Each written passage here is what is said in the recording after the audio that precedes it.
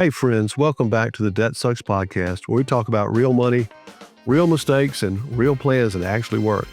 I'm Ben Matthews, bankruptcy attorney, financial myth buster, and your friendly neighborhood reality check when it comes to money. I've spent years helping people climb out of financial chaos, and I've seen exactly what works and what blows up spectacularly.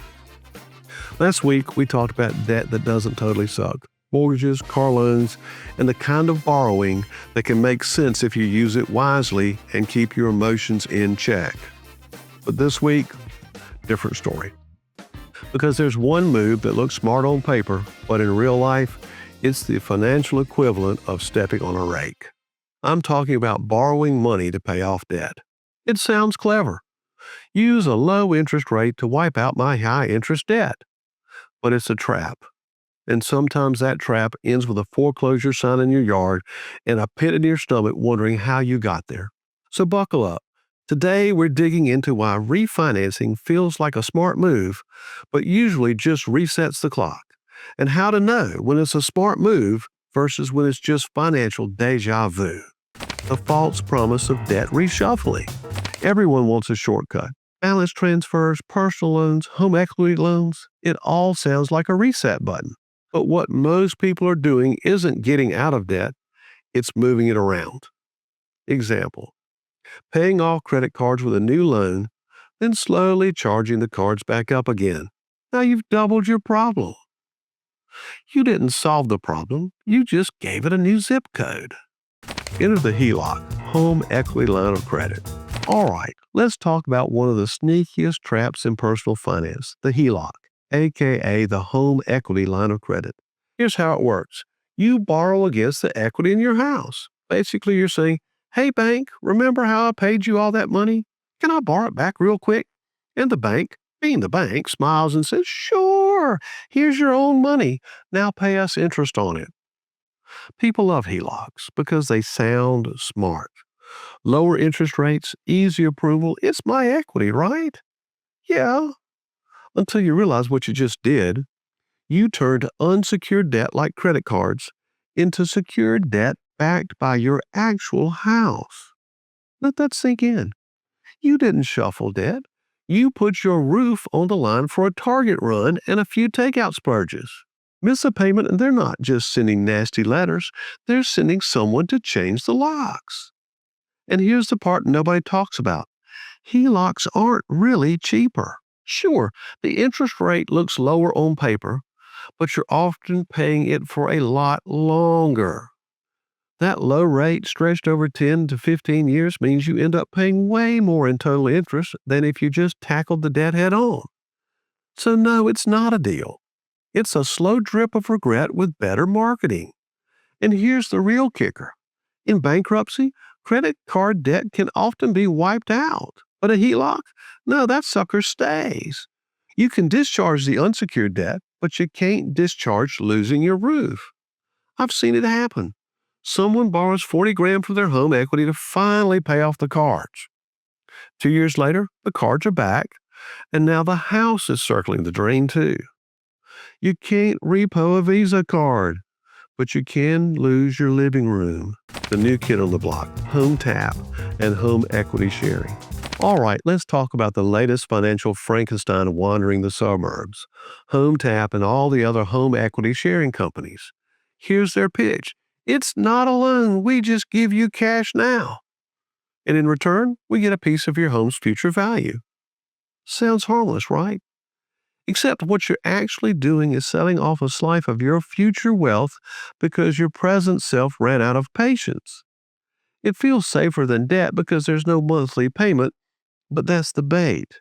You're trading long-term freedom for short-term relief. If your house goes up in value, congratulations. You get to pay them even more. It's like betting against your own success. And let's be honest, you've got to be in full-on financial panic mode to say, hey, I can't handle this debt, so I'm going to sell part of my house to strangers who'll profit when I finally get my act together. That's not strategy. That's financial cosplay where you play the role of future regret. And here's the crazy part. Even if you don't pay your credit cards, the worst that usually happens is they sue you and maybe get a judgment and try to collect. Oh, not fun, but at least you didn't volunteer for it. With this Hometap nonsense, you're signing up for your own financial judgment in advance. You're literally handing over the keys to your future before you even messed up. And it gets worse. Once you sign that deal, you've handcuffed yourself. You can't sell, you can't refinance, you can't move forward without paying them off first. They've got a claim on your house, your biggest asset, and they're not letting go until they get their cut. So, sure, it's not a loan, it's worse. At least with a loan, you know exactly what you owe and when you're done. With this, you've sold your future at a discount just to make today a little less painful. You're not escaping debt, you're just putting your house in a hostage situation. The legal and practical reality check. All right, time for a little reality check, because this is where people get it completely backwards. Here's the legal truth. Credit card debt is unsecured. That means there's nothing tied to it. If you stop paying, yeah, they can sue you. They can get a judgment, and that's a headache. But that judgment doesn't come with a moving truck. It's ugly, but it's not an eviction. Now compare that to what happens when you clean up your credit cards with a home equity loan or a HELOC. You just took debt that could have been wiped out in bankruptcy and turned it into debt that can take your house. You went from they might sue me someday to they can take my living room next month. And here's the irony. The people most scared of bankruptcy are the ones putting their homes at the most risk. They think filing means losing the house, but most of the time it's the exact opposite. Bankruptcy often protects your home, wipes out the unsecured debt, and gives you a fresh start. So let's get this straight. Using your house to fix credit card debt doesn't make you safer. It makes you vulnerable. Bankruptcy doesn't always mean losing your home. Most of the time, it's how you keep it. Smarter alternative. All right, so if using your house as a piggy bank is a terrible idea, and it is, what should you do instead? Start with something simple, real, and effective like the piledriver method. Here's how it works. You keep paying the minimums on all your debts, but instead of throwing every extra penny at them right away, you first build a small savings cushion, your shit happens fund. That's your safety net for flat tires, busted water heaters, or those how did I forget the kids' field trip money moments. Because if you don't have a cushion, every surprise sends you right back to the credit cards. Once you've got that buffer, maybe $500, maybe $1,000, you shift gears. Now you pile drive that one debt at a time. Pick your target, throw every extra dollar at it until it's gone, then move on to the next one. Each time you knock one out, you celebrate, catch your breath, and attack the next. That's how you build real progress, not by refinancing, not by unlocking home equity, and definitely not by selling slices of your house to strangers. And if your situation feels overwhelming, like you're barely treading water, talk to a bankruptcy attorney before you sign anything with a lender. You might be surprised to learn that the law actually protects your home better than most of those debt relief deals ever will. Bottom line, use your home to live in, not to bail out the banks. The goal isn't to get fancy, it's to get free. Listener question from the Dumbest Things file. This one's from Amanda and Charlotte, who wrote in after our episode, The Dumbest Things I've Seen People Do with Money. Ben, after that episode, I realized I might have done one of those dumb things. Last year, I took out a home equity loan to pay off my credit cards. It felt smart at the time, but now the cards are back and I'm freaking out. Did I totally blow it, or is there a way to fix this without losing my house? Well, Amanda, first off, thank you for being honest. You're not dumb. You're just human. You tried to make progress, but you accidentally stepped on one of the oldest financial rakes out there, turning credit card debt into home equity debt. It feels like progress. Lower rate, one payment, fresh start. But what you really did was swap unsecured debt for debt tied to your roof. So let's talk about how to fix it. Step 1, stop the bleeding. If the credit cards are back, freeze them, literally. Shred them, hide them, or throw them in a block of ice next to the leftover pizza rolls. And here's a question. Did you close the accounts when you paid off that HELOC? Because if you didn't, maybe it's time. Otherwise, they'll just sit there whispering, "You've got room again," until you cave. Step 2, treat that HELOC like the enemy. Forget interest-only payments. Those are the devil. Start making bi-weekly payments, half the amount every 2 weeks instead of once a month. That sneaks in an extra full payment every year and cuts years off your payoff. And if you can, throw an extra $50 or $100 toward the principal each month. You'll save thousands in interest and sleep way better. Step 3, work the piledriver method. List your debts from smallest to largest, make minimums on the rest, and throw everything extra at that HELOC until it's gone.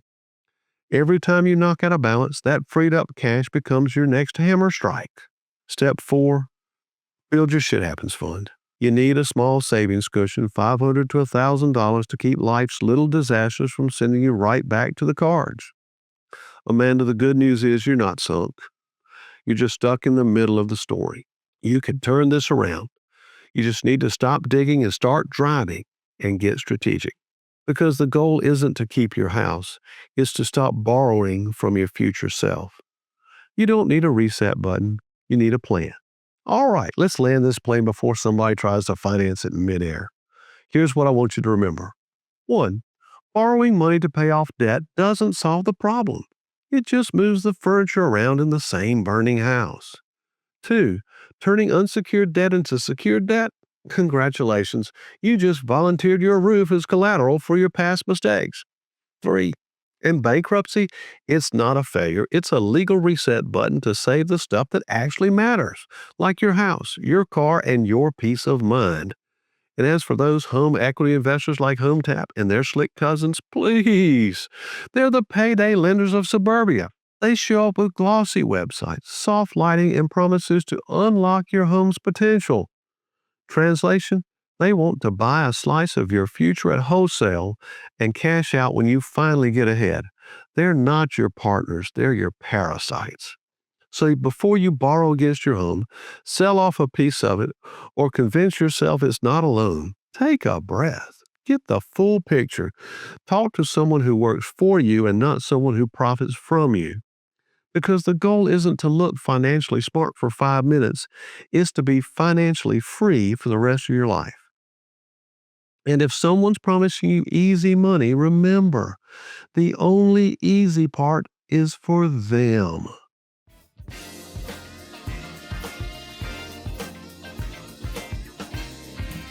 Hey, let's get real for a sec. The Debt Sucks plan, it's awesome. It works. But not everyone has the time or the patience to chip away at their financial Mount Everest. Maybe you're drowning right now, like creditors calling your grandma, paycheck gone before it lands, sleepless nights count as drowning. Sound familiar? Listen, you don't have to white-knuckle your way through this alone. Instead of spending years battling debt $1 at a time, I've got you. Bankruptcy isn't a failure, it's a fresh start. And sometimes hitting reset is the smartest thing you can do. At my law firm here in South Carolina, we take the time to listen to your story and help you figure out if bankruptcy is the right choice for you. No pressure, no judgment, just straight answers and real solutions. And if you don't live in South Carolina, don't worry. I can connect you with a trusted attorney in your state. Wherever you are, help is closer than you think. So if you're ready to stop the stress and start fresh, visit debtsucks.info to share a little about your situation or call my office for a free consultation. Let's find your path forward together, because sometimes you don't need a plan, you need a damn lifeline. Let me be that lifeline.